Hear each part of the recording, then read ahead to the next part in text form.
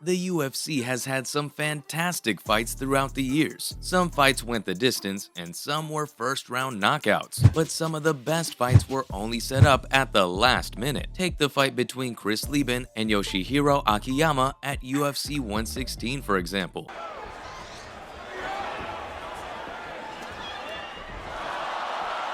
Chris Lieben might have played as a villain of sorts in the first season of The Ultimate Fighter. However, he's always been wildly popular with UFC fans, and it isn't hard to see why either. The Crippler is the definition of any place, anytime, and he never backed out of a fight, not even against some of the toughest and meanest heavyweights. But one of his wildest wins was in the summer of 2010. He faced off against wrestler Aaron Simpson. Now, he did go into the fight as a slight underdog, but the Crippler did pull off a massive win. He used his power punches to send Simpson flying all across the octagon. He got a second-round TKO and left with a victory in his bag. After the win, we expected to see Lieben again sometime later in the year, but this wasn't the case. When Vanderlei Silva withdrew from his fight against Yoshihiro Akiyama, Lieben stepped in, and this was only after 2 weeks after his fight against Simpson. Early on, this looked like a bad idea. Akiyama was the better wrestler. Now, Aoki in southpaw stance.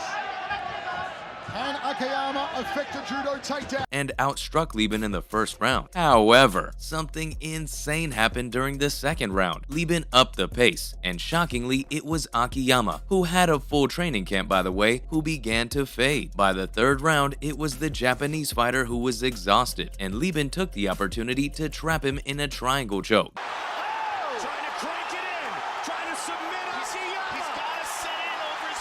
This forced him to tap out. This fight was amazing to watch, and it was Lieben's second submission victory. And in less than 2 weeks, he was victorious over a notable grappler and Olympic judoka. The next fight was just as amazing. Charlie Brenneman went against Rick Story at UFC on Versus 4. This fight also happened a while back. It was 2011, and Story was on a serious run in the welterweight division. He was flying high on a 6-fight win streak, with victories over names like Johnny Hendricks and Thiago Alves. And at UFC on Versus 4, the Horror was supposed to fight top contender Nate Marquardt. Sadly, Nate the Great fell foul of a drug test just hours before the fight. Charlie Brenneman, on the other hand, was pegged to fight TJ Grant on the same card, but the fight was scrapped earlier that week, so he decided to step in and take the fight against Story. But the odds were not on his side. Story was rising through the ranks, but Brenneman wasn't really expected to fight, especially since he had not appeared on the main card at a UFC show. However, the Spaniard had a gut feeling.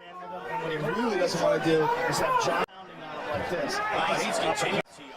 He figured that Story's bullying style heavily relied on him having a wrestling advantage over his opponents. Brenneman, however, is a former NCAA Division I wrestler, so Story's advantage wasn't something that would exist against Brenneman. This would allow the Spaniard to turn the tables. Oh, how the turntables. And that's exactly what happened. Brenneman took Story down early on in the fight, and seldom gave him the chance to gain traction. Instead of bullying his opponent with pressure and a great clinch game, he fell victim to it, and Story lost the fight via unanimous decision. Charlie is a great example of a fighter who stepped in on late notice and still walked out victorious. But he wasn't the only one who walked out victoriously after a last-minute notice fight. Khamzat Chimaev went against John Phillips at UFC Fight Island 1. 2020 sucked for a lot of us. COVID was massive, and we saw a lot of UFC fighters take on last-minute fights. He's showing that he's, experienced beyond his, record shows. Excuse me. Well, However, there aren't a lot of fighters who were as successful as rising star Khamzat Chimaev. The Swedish-based Chechnyan-born fighter was basically a complete unknown until the summer of 2022. But when Dusko Todorovic pulled out of his fight against John Phillips, Chimaev pounced on the opportunity to face off against the Welshman. He moved up to 185 pounds from his more natural 175 pounds just for the fight. However, this fight was a complete mismatch. Phillips could not compete with Chimaev's grappling game and constantly found himself taken down and beaten. The fight ended with a second-round submission. Surprisingly, Borz wasn't done yet. Just 10 days after the fight, he was back at it again, this time at UFC Island 3. Here he took on Rhys McKee. This was another incredible fight, and Borz took down McKee in the first round to win by a TKO. Chimaev is a brilliant fighter, and the hype around the fight was legendary. The short turnaround is also a modern-day UFC record. Chimaev proves that sometimes you need to take a few risks to make a name for yourself out there. Yes, there was a lot of hype with Chimaev's fight, but one fight that brought in a lot of fans, and most importantly money, is the last-minute arranged bout between Conor McGregor and Nate Diaz.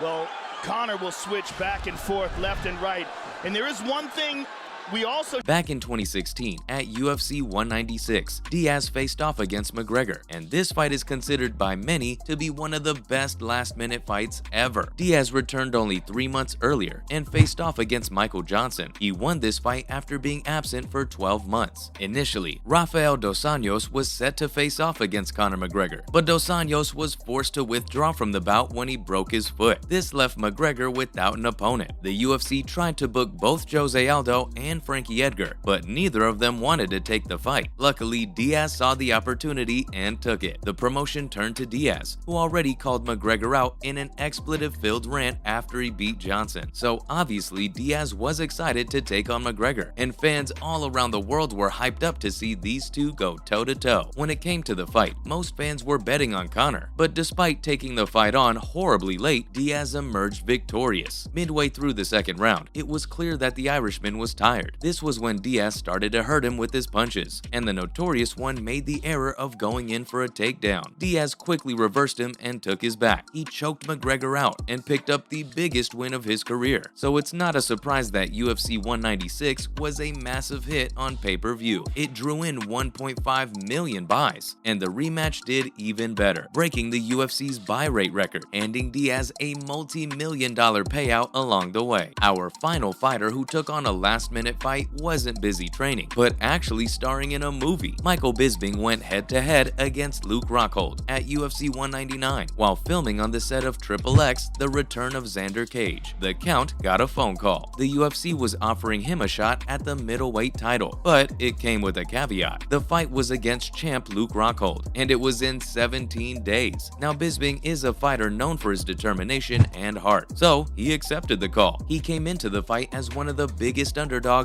ever, and Rockhold made the grave error of coming in overly confident. He dropped his hands a little too much, and the Count wasn't going to let that opportunity go to waste. He countered with a crushing left hand and sent the champ crashing to the floor. Rockhold got up, but the Count was on him and leveled him again. This time, however, he finished the job. This result shocked the world and made a lot of people upset. The Count beat the champ with almost no prep time, and we can't forget that Rockhold had previously beaten Bisping. The fight felt like a script straight out of a Hollywood movie, but it really happened, and it only cemented the idea that sometimes if you take on a last-minute fight, it might pay off. Something else that'll pay off is you hitting that subscribe button so that we can catch you in the next video.